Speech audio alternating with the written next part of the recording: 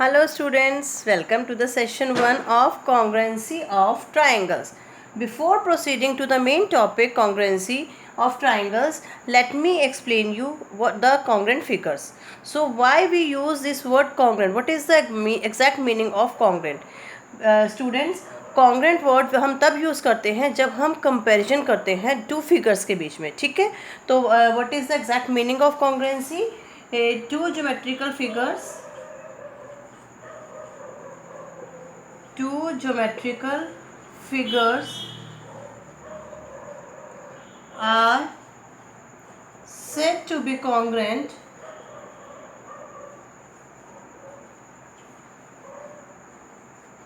if they have same shape and size. Okay, if they have same shape and size. For example, let me take two figures. सबसे पहले हम एक छोटा सा concept लेते हैं, सबसे बेसिक कंसेप्ट लेते हैं, हम टू लाइंस का कंसेप्ट लेते हैं. Suppose there is one line A B whose length is 4 centimeter. Okay, and there is another line CD whose length is again 4 centimeter. ठीक है, टू लाइन्स है A B and C D, दोनों की length कितनी है? 4 centimetre है. तो जब आपकी टू फिगर्स टू लाइन्स की लेंथ मेजरमेंट इक्वल है, दैट मीन्स इनका साइज सेम है, 4 सेंटीमीटर, इसका भी 4 सेंटीमीटर है, इसका भी 4 सेंटीमीटर है, एंड इनकी शेप सेम है. क्यों? क्योंकि आपकी लाइन है, लाइन तो आपकी लाइन ही रहेगी, शेप लाइन की कोई और आप शेप चेंज नहीं कर सकते. तो that means both the figures are same ना. तो then these two figures are known as congruent figures. ठीक है. एंड आप ये भी कह सकते हैं कॉन्ग्रुएंट फिगर्स वो फिगर्स होती हैं दोज आर आइडेंटिकल, जो आइडेंटिकल होती हैं, दैट मीन्स आपकी ओवरलैप करती हैं.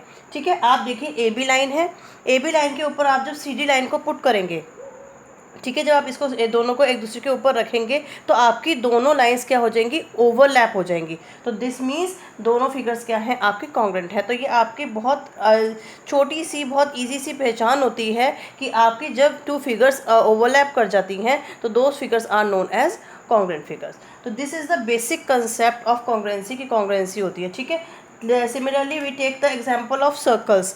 टू सर्कल्स का हम एग्जाम्पल लेते हैं. Let there is one circle, this is another circle. Okay, these are two circles. अब this is the center of the circle, and आपको पता है कि सेंटर से जब हम सर्कमफ्रेंस पे कोई लाइन ड्रॉ करते हैं, that is known as the radius. This suppose this is O and P. OP is the radius 3 centimeter. Similarly, O dash P dash is another radius of the second circle. It is again 3 centimetre. अब आप देखिए दोनों circle का radius कितना है? 3 centimetre and 3 centimetre. That means दोनों का size same है. ठीक है, साइज सेम है, 3 सेंटीमीटर है रेडियस, एंड इनकी शेप क्या है? दोनों की सर्कल है, तो शेप भी सेम है एंड साइज भी सेम है. तो that means these two circles are congruent to each other. तो आपकी कोई भी ज्योमेट्रिकल फिगर जिसके आपका शेप भी सेम होता है एंड साइज भी सेम होता है, and in the small word, in the shorter word I can say कि जो ओवरलैप कर जाते हैं, आइडेंटिकल होते हैं, those two figures are known as congruent figures. ठीक है. This is the basic definition for congruent figures. ठीक. अब now come to the main topic congruency of triangle, जो हमारा मेन टॉपिक है. तो अब आपको पता है कि टू फिगर्स कॉन्ग्रुएंट कब होती हैं? जब वो आइडेंटिकल होती हैं, दैट मीन्स उनका शेप एंड साइज सेम होता है. तो यही चीज़ आप ट्राइंगल्स में अप्लाई कर सकते हैं. जब आपने सर्कल में अप्लाई करी, आपने लाइन में अप्लाई करी, तो सेम चीज़ आप ट्राइंगल्स में भी अप्लाई करेंगे. तो टू ज्योमेट्रिकल फिगर्स, या आप ये कह सकते हैं कि two triangles are said to be congruent if they have same shape and size, जब उनका शेप एंड साइज सेम होता है. तो इसमें हम मैं आपको टू ट्राइंगल्स बना के देती हूँ, एंड यहाँ पे अब ज्योमेट्रिकल की जगह हम क्या यूज़ कर लेंगे? टू ट्राइंगल्स कह देंगे. ठीक है. We use the word two triangles. Two triangles are said to be congruent if they have same shape and same size, या आप ये कह लीजिए if they have इसकी डेफिनेशन आप ये लिख सकते हैं कि if they have equal angles and equal sides. For example आपको मैं एक डायग्राम बना के दिखाती हूँ, फिगर बना के दिखाती हूँ. Let us take one triangle. This one ABC, ठीक है. And one more triangle DEF, ठीक है. these are the two triangles. Let the measurement is 3 centimeter, its measurement is 4 centimeter, it is 5 centimeter. Similarly आपका triangle DEF है, it is 3 centimeter, 4 centimeter and 5 centimeter. And suppose this angle is 50 degree, this is 70 degree and this is 60 degree. Similarly 50 degree, 70 degree and 60 degree.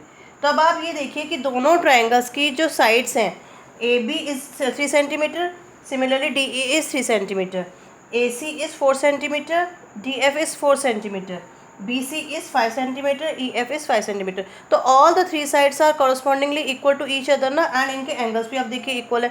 तो these two triangles are congruent to each other. तो जब आपके triangles की sides equal होती हैं and उनके angles भी equal होते हैं, that means they are identical to each other और they are overlapping with each other. तो those two triangles are known as congruent triangles. Okay, so this is the basic concept of congruency of triangle. Now in the next session we will discuss about the different criteria of the congruency of triangles. और आप कह सकते हैं कि जिसके basis पे आप two triangles को कॉन्ग्रुएंट कहते हैं, वो हम डिफरेंट क्राइटेरिया जो हैं हम नेक्स्ट सेशन में डिस्कस करेंगे. Okay, thank you students and hope you like my video. Please like it and don't forget to subscribe it and share it. Thank you students.